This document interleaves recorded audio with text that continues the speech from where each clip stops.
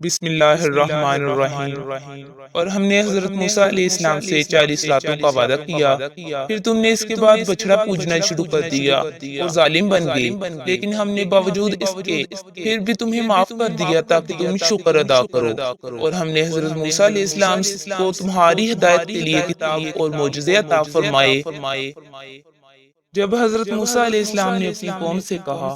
کہ اے میری قوم، بچھڑے کو معبود بنا کر تم نے اپنی جانوں پر ظلم کیا ہے، اب تم اپنے پیدا کرنے والے کی طرف رجوع کرو، اپنے آپ کو آپس میں قتل کرو، تمہاری بہتری اللہ کے نزدیک اسی میں ہے، تو اس نے تمہاری توبہ قبول کی، وہ توبہ قبول کرنے والا اور رحم و کرم کرنے والا ہے۔ اور تم اسے بھی یاد کرو، تم نے حضرت موسیٰ علیہ السلام سے کہا تھا کہ جب تک ہم اپنے رب کو سامنے نہ دیکھ لیں ہرگز ایمان نہ لائیں گے۔ گستاخی کی سزا میں تم پر تمہارے دیکھتے ہوئے بجلی گری،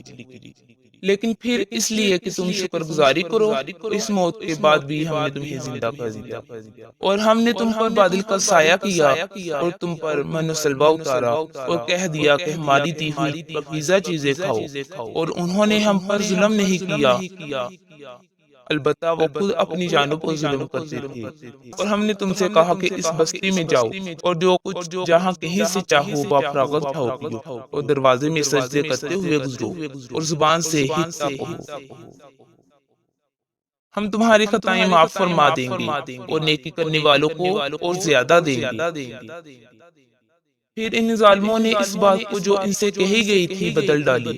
ہم نے بھی ان ظالموں پر ان کے فسق و نافرمانی کی وجہ سے آسمانی عذاب نازل کیا۔ اور جب موسیٰ علیہ السلام نے اپنی قوم کے لیے پانی مانگا تو ہم نے کہا اپنی لاٹھی پتھر پر مارو، جس سے 12 چشمے پھوٹ نکلے، اور ہر گروہ نے اپنا چشمہ پہچان لیا، اور ہم نے کہہ دیا کہ اللہ تعالیٰ کا رزق کھاؤ پیو اور زمین میں فساد نہ کرو۔